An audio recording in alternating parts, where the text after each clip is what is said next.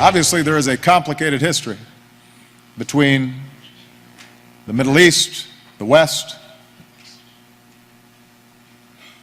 and none of us, I think, should be immune from criticism in terms of specific policies, but the notion that the West is at war with Islam is an ugly lie.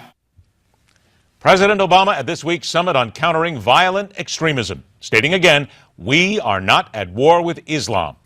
But is the gathering to stop violence from people who may have a twisted view of what the religion Islam means too little and maybe even too late? Let's welcome back to MidPoint former Pennsylvania Congressman and Executive Chairman of Wexler Walker, Robert Walker. And we're joined also by former presidential hopeful and diplomatic, current political activist, Ambassador Alan Keyes. Gentlemen, we thank you both for being here today.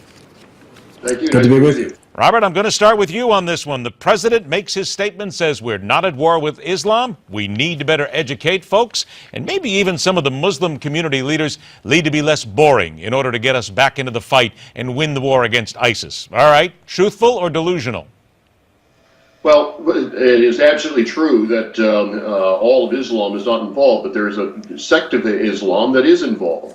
And the fact that we won't name them and call them Islam extremists and Islam radicals does mean that we are not defining the enemy. You have a hard time enlisting people to the fight if you're not defining who it is that you're actually battling. But the president will fire back at that, though. Bob, let me interrupt you 1 second. The president and his people will fire back at that, and they will say, we don't want to continue to pound away at Muslims and Islam, because, as you said, not everybody is involved, so it's better to go ahead and not give them any credibility. Which is the reason why it would be very nice if some of the Islamic moderates would come forward and join us in making the case that needs to be made against these radicals who are causing major problems throughout the world. And so that would be a step in the right direction. The other concern I have is that the reason why the president's doing this is because it involves his Iranian negotiations. And I think we have a great deal of concern about where the direction of those negotiations is headed. All right, I'll talk about Iran here in just a moment. So, Alan, let me get it to you then. The president with his summit on extremism, did he waste everybody's time? Well, I think that he has obviously not wasted much time getting knowledge and information about what is actually at the root of the problem. He doesn't understand that religion has to be taken seriously, and that religious people take it very seriously. And whether you're Christian or Islam, that has to be taken account of. Second, if you take it very seriously, especially if it's a religion of the book, where you have a Quran or a Bible, then you've got to sit down and get a sense of just what is difficult and what is not difficult based on that scripture.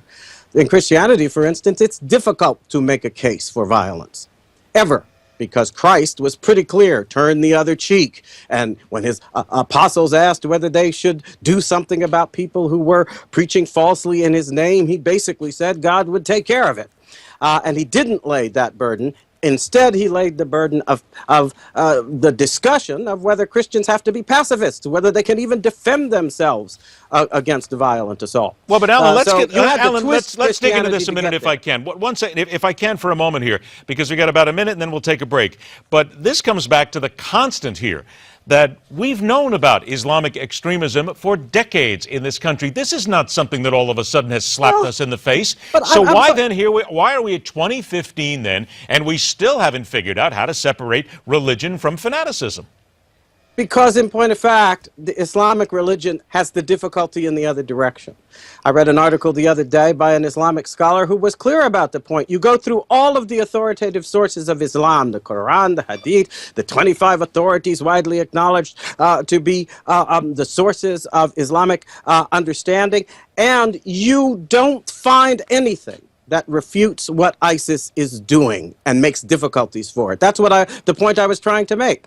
So if you have something that's rooted in a scripture that actually seems on the face of it to authorize what they are doing, which is basically killing folks who refuse to accept Islam, that is got to be factored in. You can't lie to yourself about that. You can't, because of your upbringing and your biases, try to pretend it's not going on.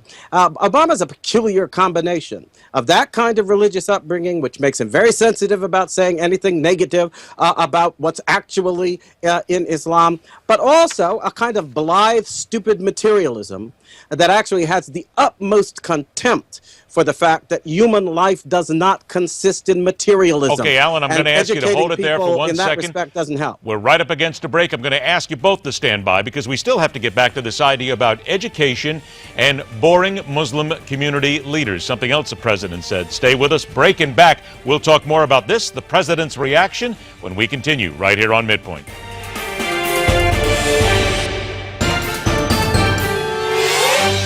All right, welcome back to MidPoint. Former diplomat Alan Keyes and former Congressman Robert Walker. Congressman, let me get to you then to start this off, because as we listen to what the president says, he is talking about working with a lot of different nations. And let's be real honest here. These are nations that in many ways don't want to be seen working with America in the first place for fear of their own ideologies. What's on the ground there? Is there any reason to believe that when the president says we can solve this by all working together, it does sound a little kumbaya-ish, if you will, to people, knowing the realities of what happens on the ground and the way these other governments work in the Middle East? Congressman, can you hear me? Oh, I'm sorry. That's okay. I thought I heard you say that it's going down. Well, this is a real problem with where the president is. The president is saying that we can solve this with all kinds of other things. In the case of Iran and other nations, they are state sponsors of terrorism. They are not about to take the president's advice in terms of what they should be doing with their populations. These are people who have allowed training in their countries and who have paid for a lot of this terrorism to take place. And so we have decades now of looking at this and understanding that these people are not going to be dealt with in any way other than taking a military action against them.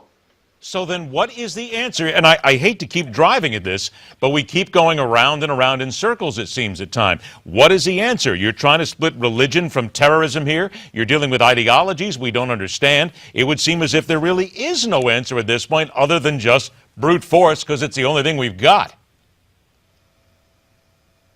Well, from my perspective and so on, brute force is a part of it. I think that there also needs to be a lot of diplomacy done, because there are nations of the world that would join with us in an effort to try to deal with some of the underlying problems. But the fact is that until you get rid of people who are prepared to kill as their main motive of operation, we don't have an answer other than the use of brute force. Okay. Ambassador, let me get it to you then, because here we go. And it now comes down to the whole brute force issue. You hear people talk, you hear the strategists talk, and again, it's the old kill them all, let God sort them out. But there are people saying that we cannot win like that. They will continue to propagate. There will continue to be new terrorists. And until we get to the core of the matter here, I guess that's what the president's trying to say. We need to give them jobs and educate them. But it just seems as if we are still talking about another 20-year war. I got to tell you, I think that this business of pretending that Jobs Corps is going to deal with people who are beheading folks in the name of their religion is insane and stupid, and it's unbefitting a serious statesmanship. The truth of the matter is that when you talk of education, you have to ask yourself, with what content? Okay? You think that teaching people how to use computers and other sort of thing is going to substitute for an understanding that allows them to give the facts of their lives meaning against the backdrop of eternity when they are confronting the fact that death will extinguish that life, and if their meaning is to extend beyond it, then there has to be a way of understanding how that's done. That's what religion does. And this is not being taken seriously, a shallow, stupid response to a very serious underlying challenge that has wreaked mayhem throughout the history of the world. And I think the way you have to answer that kind of an understanding is first make it clear that there is a serious objection based on timeless principles to the business of murdering people because they don't convert to your point of view. The United States was founded on a very serious articulation of that, which called on the name of the Creator God, in the name of unalienable rights, including the right to life that could not be violated, in the name of one's fanaticism. Okay, I have about a minute left here. The president never calls on this. I have about a never minute talks left here, about it. Ambassador. I got to stop. I got about a minute left, and I'd like you both to give me a brief answer to this. When the president says that Muslim community leaders are in danger of losing the war because they're often too boring to prevent their young people from getting radicalized. Ambassador, 30 seconds, please.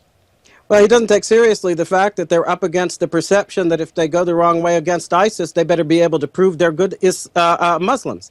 And it's a difficult task that the president obviously doesn't understand or take seriously. And I think that that's a sign of the shallow understanding that his whole factional administration is pursuing right now. They are caught up in a morass of contradictions precisely because the truly harmonious principles of the United States have no relevance to them. A serious case could be made that would inspire people based on the principles this country was founded on, starting with the source of justice in God. Got to stop you there. First of all, let me go back now to Congressman Walker. Your response to that statement. Well, I just think the statement doesn't nearly reflect the seriousness of the issue. Clearly, Muslim clerics have some responsibility here to try to take their people down a path of peace and cooperation. But the fact is that we need to do far more than that. We do indeed, and hopefully we're going to here in the next couple of weeks, months, and years as we continue to follow this story, and hopefully we won't be talking about this in years to come as well. Ambassador Alan Keyes, Congressman Robert Walker, we thank you so much for your time. Good to be with you. Take care, gentlemen. The FDA is supposed to be looking out for the public good with regard to medications, but a new study seeks to show there is more protecting of drug companies than protecting of your health. It's all right here on MidPoint.